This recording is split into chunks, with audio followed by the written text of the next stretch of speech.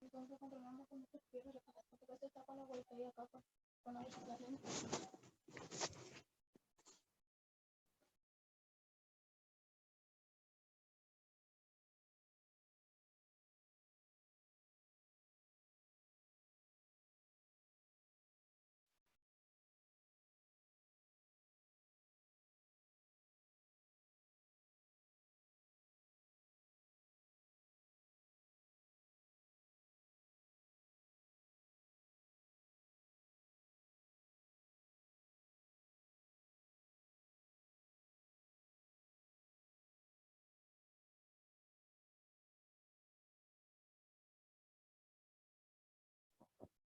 Y bueno, aparentemente se estaba mejorando él, pero fallece de un paro.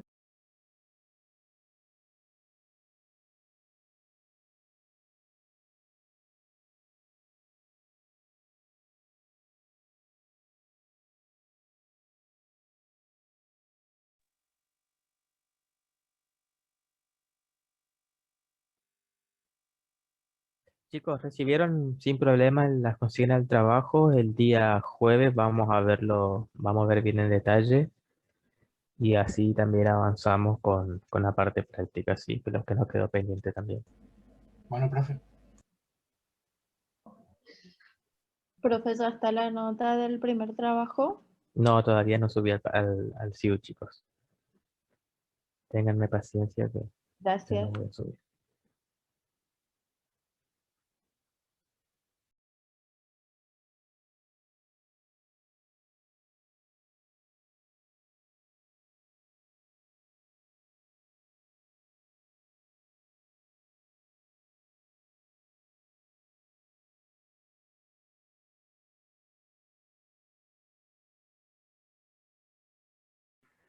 Profe, ¿el segundo parcial va a ser la parte práctica también o entendí mal lo que dijo la profe?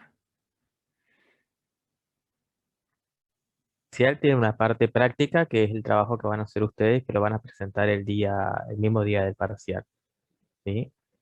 Y la parte Ah, sí, teórica, sí. que es lo que se va a elaborar con la profesora, ¿sí?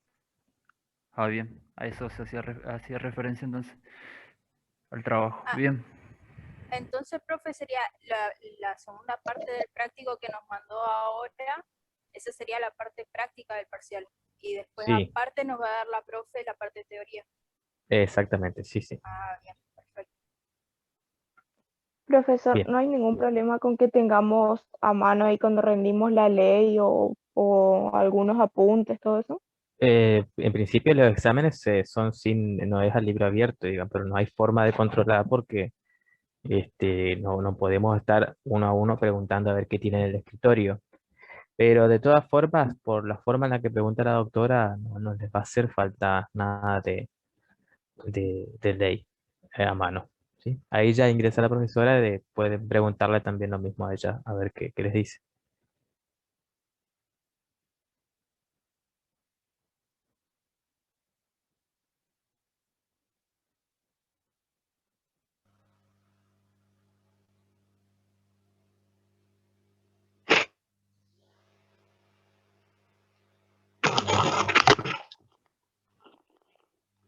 tenían de penitencia. Bueno, sigamos. Hasta ahí ningún problema. Yo creo que con esto, prácticamente más con la parte práctica, que repito es lo más interesante para nosotros y es lo que nosotros queremos hacerles ver y conocer, creo que hemos extinguido el tema de las SRL. Por supuesto, están ustedes a hacer una revisión de cuáles son los órganos, ya hablamos bastante en extenso sobre la administración y representación, les faltaría el órgano de fiscalización y volitivos y las características que hacen a las SRL, que yo sé que ya lo tienen visto en la parte práctica con la Constitución. Bien, ahora vamos a la figura, como siempre la figura, las sociedades anónimas. Las sociedades anónimas son en el orden...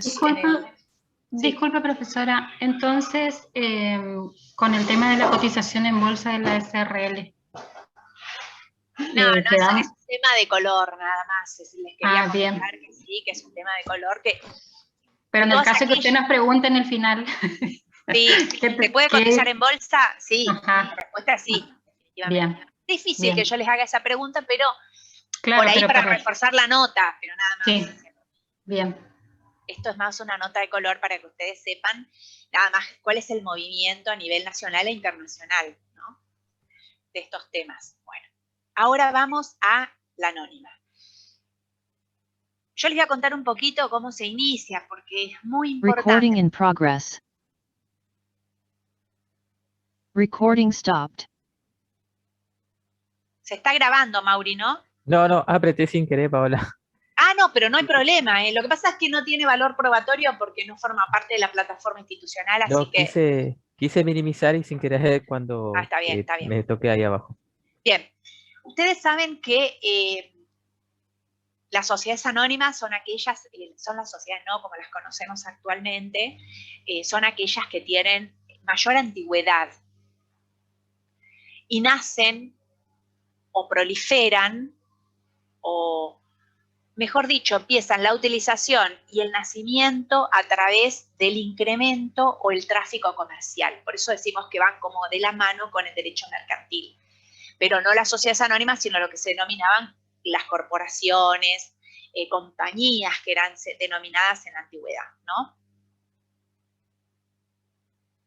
Bien. Con los grandes descubrimientos geográficos, y sobre todo empezando con las cruzadas, que fueron del occidente al oriente, con el descubrimiento de América, que tuvieron que atravesar y cruzar ríos, se han creado grandes compañías que requerían de una importante participación de capital. Las sociedades hasta ese momento eran sociedades de personas. ¿Se acuerdan cuando habíamos hablado de administración y representación, el pater familias en Roma, el primigenio, donde todo un derecho privado... Es decir, el pater familias estaba al frente de todo un derecho privado constituido para su familia, eran donde todo el capital era de una sola familia y que en muchas ocasiones esa familia es la que financiaban estos grandes emprendimientos. Eran emprendimientos que algunas veces llegaban a buen puerto y otros no, porque eran rutas desconocidas, cualquiera de las rutas del occidente al oriente, las nuevas rutas a las Américas, eran desconocidos y por lo tanto tenían una hoja de ruta en la cual decía, bueno, de tal fecha a tal fecha existían huracanes o inclemencias climáticas que podían llegar a hacer naufragar la expedición, sino por el contrario iban aprendiendo sobre la marcha. Y por lo tanto esto demandó muchísima cantidad de capital para financiar estas cruzadas y expediciones. Entonces se crea la figura o la posibilidad de lograr aportaciones desde otros lugares, ¿no? En que varias familias, cuando hablamos de familias, no estamos hablando como las nuestras, ¿no? Son familias que eran dueñas de mucha masa de dinero y que, como les decía, representaban una empresa per se. Eran generalmente de la nobleza, por supuesto, eran de la nobleza y por lo tanto eran los acaudalados que tenían la posibilidad de financiar estos proyectos. Como ellos fueron perdiendo, y perder eso significaba que toda la familia se quedara sin una herencia, sin una dote, fueron realizando con participaciones de otras familias o participaciones de capital. Entonces, lo que hacían era limitar la responsabilidad, porque si yo aportaba 10, la familia enfrente, o el duque de Edimburgo aportaba 20, y el otro, cada uno limitaba su responsabilidad en el caso de la pérdida y así en el caso de las ganancias. Las grandes compañías que recuerdan son las compañías holandesas de las Indias Occidentales, que son las que armaron esas grandes expediciones, las grandes expediciones a las Américas, o las de UK, United Kingdom, como se denominaban a Inglaterra, al Reino Unido, Francia y luego otros países, Italia, que eran otros países que operaban en el tráfico marítimo. Entonces surge la idea de dividir, como les decía, dividir ese capital en pequeñas cuotas partes y limitar la responsabilidad, así como la participación en las ganancias, ¿no? Este es más o menos el origen de estas grandes compañías, de las sociedades anónimas.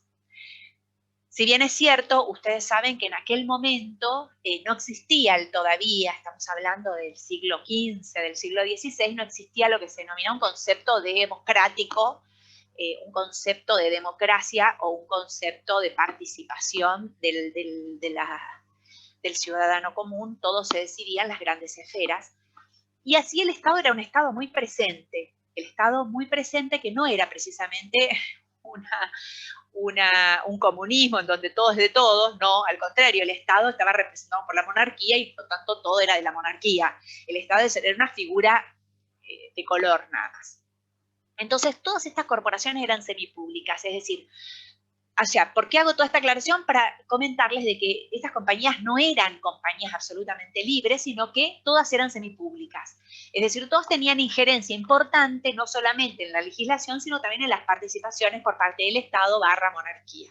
¿Se entendió? Esto es importante hacer la aclaración porque si bien hablamos siempre de los orígenes, y qué sé yo, fueron orígenes en cuanto a su creación, y está bueno como título de color hablar de estos antecedentes, pero es importante y no de soslayar el principio de que en aquel momento era la monarquía dueño de todo prácticamente, y esta situación no escapaba a la tutela, entre comillas, del Estado. Bien, recién, ¿dónde evoluciona hacia nuestra legislación? Medianamente hacia la legislación actual, o la situación actual. ¿Qué les parece? ¿Qué les parece que puede llegar a ser un hito que marca? Ya pasamos el descubrimiento de América, ¿eh? ¿Qué les parece que puede ser un hito? Fíjense, esto es para pensar y es como cultura general y me gustaría que lo piensen. Como un hito que se desarrolla en el occidente, nosotros todavía ni existíamos, recién después del siglo XIX empezamos a aparecer como pensadores, antes estábamos totalmente camuflados. ¿Qué les parece que fue un hito en el occidente que hizo que se revirtieran la situación de esta injerencia permanente del Estado en todo, Estado / monarquía? Me contestan y no sé. Me siento realizada. ¿Leyeron algo de política? La Revolución Francesa. Genial. La Revolución Francesa, la toma de la Bastilla el 17 de julio de 1789, que fue un hito máximo, en donde el proletariado, la clase obrera, se revela ante las constantes o los constantes atropellos hacia la clase laboral, conminándolos al pago de tributos expropiatorios, inhumanos, en donde lo importante era recaudar sin importar si el pueblo tenía necesidad de agua, sed, salubridad, etcétera, etcétera. Es la Revolución Francesa, exactamente. Ese es el hito que marca, es un hito importantísimo, que marca esa gran diferencia. Es decir, la monarquía deja de ser tal. La monarquía francesa era una de las monarquías más fuertes de Occidente. Era una de las monarquías que habían sostenido las cruzadas para la toma de Jerusalén.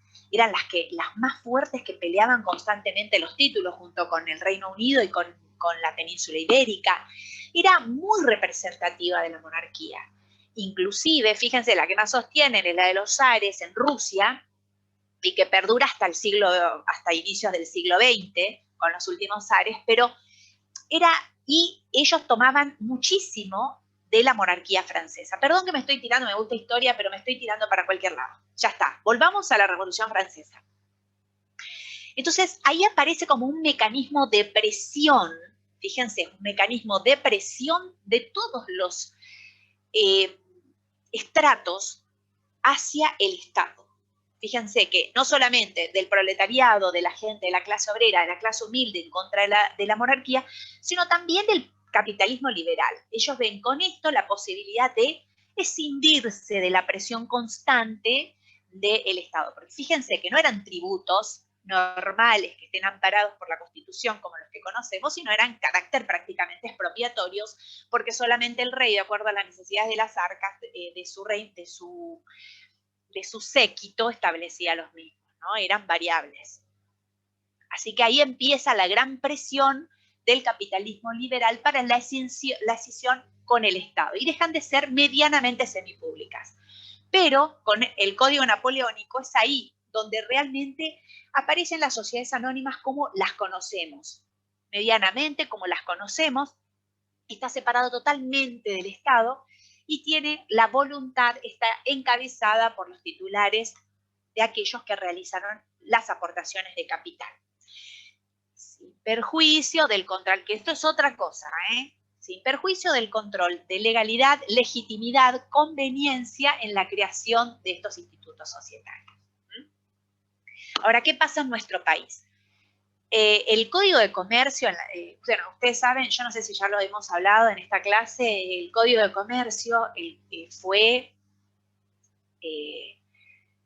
sancionado en 1857, pero era el Código de Comercio originariamente para la provincia de Buenos Aires, porque en este momento estaba separada de la Confederación, y se lo adopta con la incorporación de Buenos Aires. Por eso es que el Banco de la Provincia de Buenos Aires es primigenio al Banco Central de la República Argentina, y tiene una carta de constitución diferente, porque se creó antes del Banco Central, porque se creó como entidad, es la entidad financiera por excelencia del Estado, o en ese momento del Estado de Buenos Aires, por fuera de la Confederación.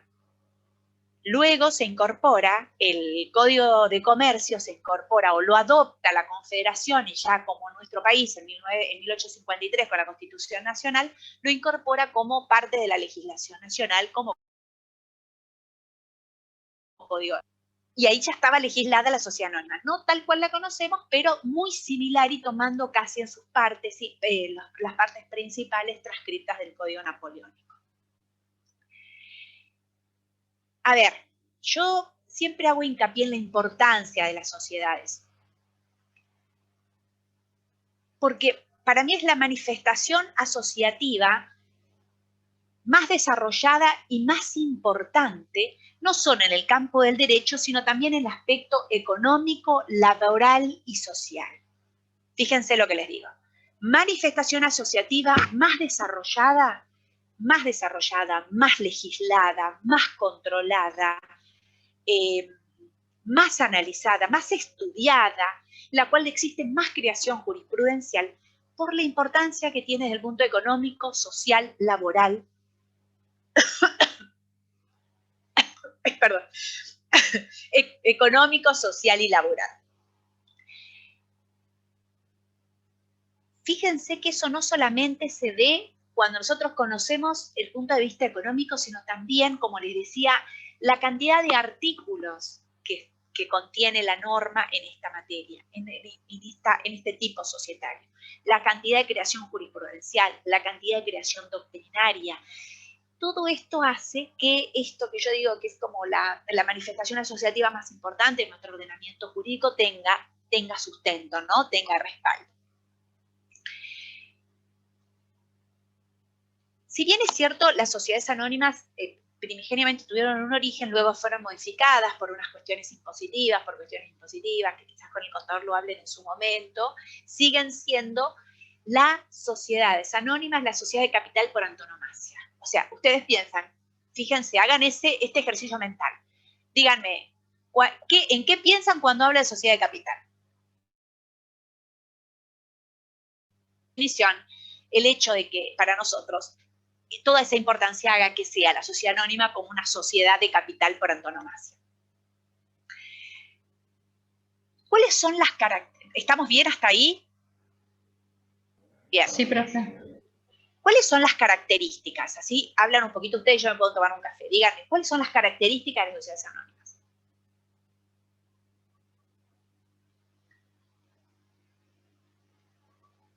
Que el capital se ve representado por acciones.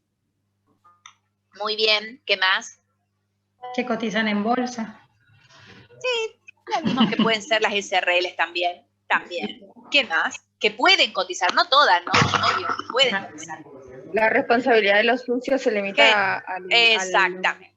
Es la limitación, es decir, el título diferenciador es la limitación del capital a limitación de responsabilidad del capital. ¿Qué más? ¿Se constituyen por instrumento público y acto único? Puede ser en acto escalonado también, lo que no se utiliza, pero sí lo importante es lo que dijiste, por instrumento público. El instrumento público, escritura pública, sí o sí, esa es una gran característica, porque sabemos que las SRL pueden ser con firma certificada, por lo tanto no requiere la característica de instrumento público, escritura pública. Que el capital está dividido en acciones. Con títulos representativos. Muy bien, ¿qué más? En cuanto a los órganos.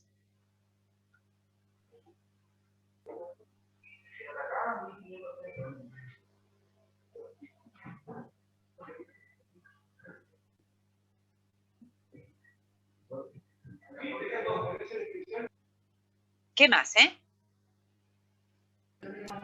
Tienen separados el órgano de administración y representación. ¿Qué más? A ver, ¿cómo? Cerrame toda la idea, si se puede, ¿no? Si no, yo los ayudo. Que podían ser o no socios, los administradores. Sí, a ver, veamos este tema de los órganos. A ver. Tiene un órgano de fiscalización por ley que sería la sindicatura. A ver, vamos por parte. Sí. ¿Tienen cuántos órganos? Órganos de administración, órganos de representación, ¿sí? Y órganos de fiscalización. ¿Y qué más?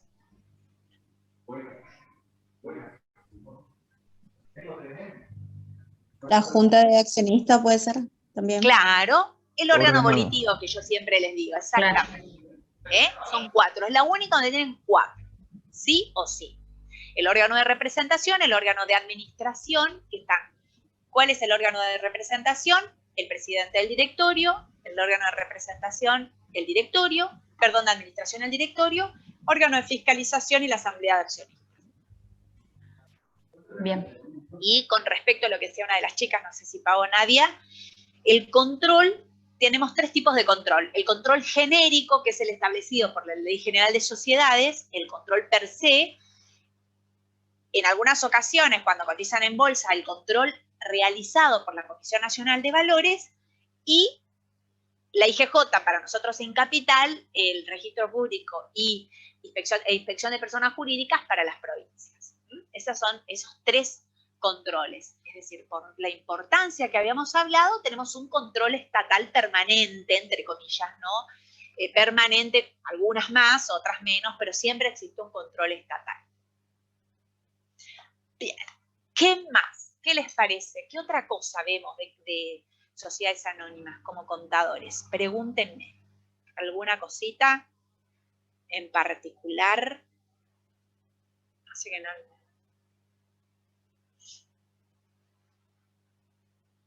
Como contadores, ¿qué me van a preguntar?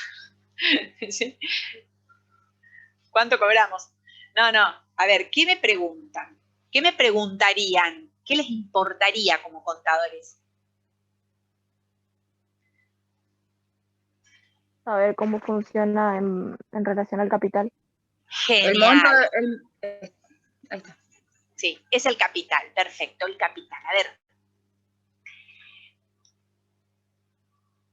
El artículo 186 legisla lo que significa o representa el capital en una sociedad anónima.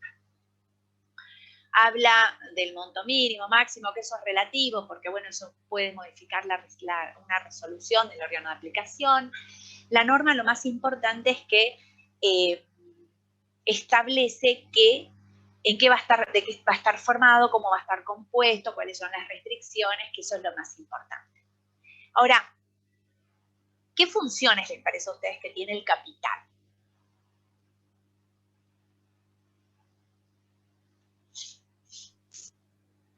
Garantía, una de las funciones es la garantía. A ver, ustedes me tiran así como palabras que tienen que tratar de hilar, aunque la R, no importa, pero traten de hilar una frase que realmente responda a lo que uno pregunta. Vayan acostumbrándose a esto. A ver, repito, ¿qué funciones tiene el capital? ¿Qué funciones le encuentran ustedes? Aunque sea con las palabras, pero hilen una frase completa. Porque me decís garantía, y garantía, no sé, hilen la frase completa.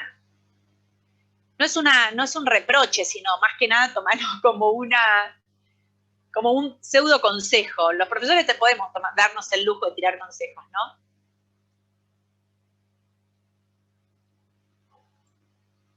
¿Qué otra cosa? A ver.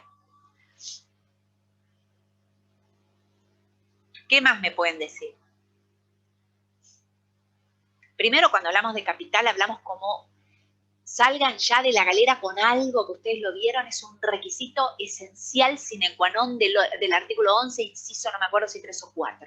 Como primera medida, esto hace que si no existe este requisito, si es un requisito esencial, no existe contrato social y por lo tanto no existe una sociedad.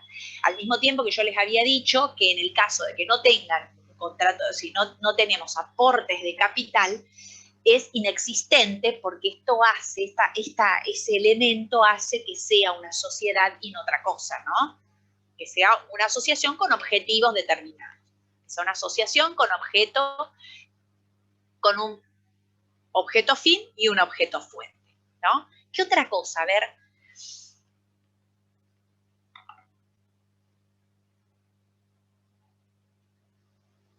¿Qué significa la garantía de la que me hablaste? No sé si era Pau o Nadia.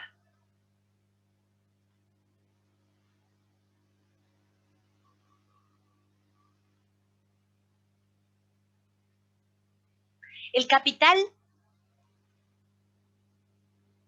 en realidad el capital social lo que hace es contiene una cifra que refleja la medida en que los socios han aportado una determinada suma de dinero para la concreción del objeto, ¿no? Es una representación fáctica de la aportación que cada socio realiza para el cumplimiento de los fines. Se hace un capital, es lo que habíamos hablado antes, ¿no? La particularidad de ser una sociedad anónima es que este capital se divide en cuotas partes que se denominan acciones y que una de estas acciones se representa, es decir, cada una de estas acciones están plasmadas en un título representativo. ¿Qué otras funciones? A ver, las funciones del capital son, por un lado, funciones de productividad, las funciones económicas de lo que estamos hablando, es decir, ese elemento material que hace o que permite que se cumpla el objeto social, ¿no? Es la productividad permite la productividad desde el punto de vista empresarial.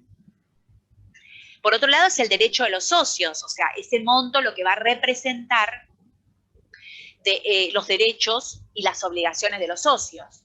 Y por último, como decía una compañía, es una garantía la garantía de los acreedores, o está como soporte o garantía de los derechos de terceros, que siempre hablamos que el carácter intuitivo de la norma apunta precisamente a los terceros, ¿sí? Bien.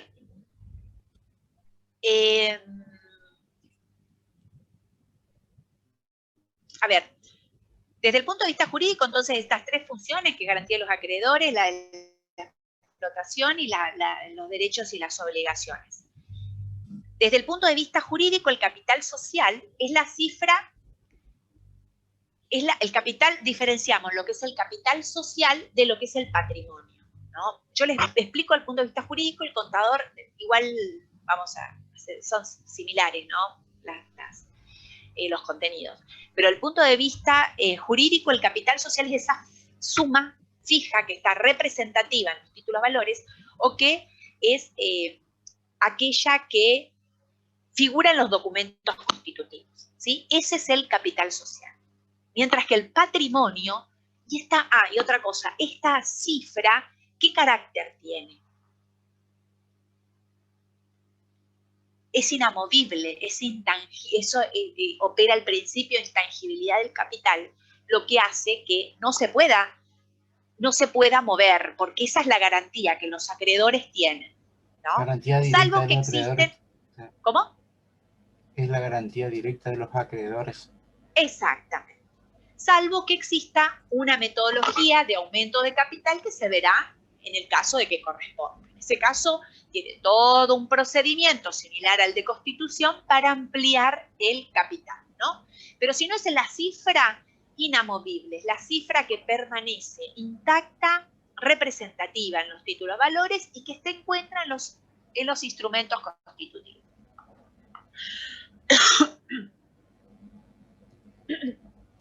Y también podemos decir que es un elemento, condición sine qua non para la constitución de la sociedad. Bien. Ahora, ¿qué es el patrimonio? ¿Qué idea le da el patrimonio?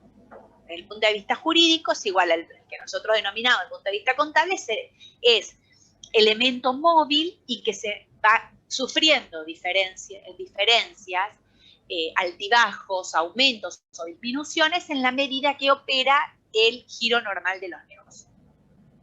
¿Sí? ¿Se entiende la diferencia, no? Una cosa es el capital y otra cosa es el patrimonio neto. Entonces, el patrimonio neto, ustedes saben como contadores, ya es el conjunto de bienes y servicios deducidas los pasivos o las obligaciones de la sociedad y que tiene como resultado en un momento determinado. Cuando nosotros decimos, elaboramos los estados contables, es una foto de la suma de bienes y servicios deducidas las obligaciones de la empresa que son representativos del patrimonio. Bien, esto está, no hay mucho inconveniente. Yo voy a trato de restringir al máximo para poder lograr el cometido, por eso es que pienso un poquito hacia dónde voy. Vamos ahora a las acciones. Una vez que definimos qué es el capital, vamos a ver las acciones. ¿Cómo estamos de tiempo, Mauri? Nos queda 5 minutos. ¿Qué les parece? ¿Tomamos asistencia? Y no creo que alcance el tiempo. No alcanza, ¿no?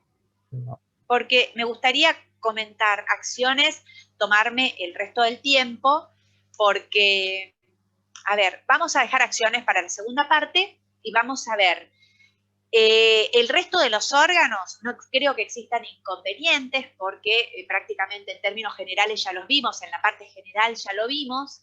Las asambleas vimos en parte cuando tocamos mayoría, las mayorías fueron creo que exhaustivamente explicadas en la clase anterior. No queda otra que leer y estudiar, ahí ya no los puedo ayudar. Y nada más, si yo puedo ya, no quisiera sobreponer, pero si yo puedo ya les voy a ir mandando algunos fallos que puedan leer. Sobre todo estos fallos son para ratificar y anclar los conceptos que vimos en clase, ¿sí? O sea que solamente para que ustedes puedan aprender estos conceptos, institutos.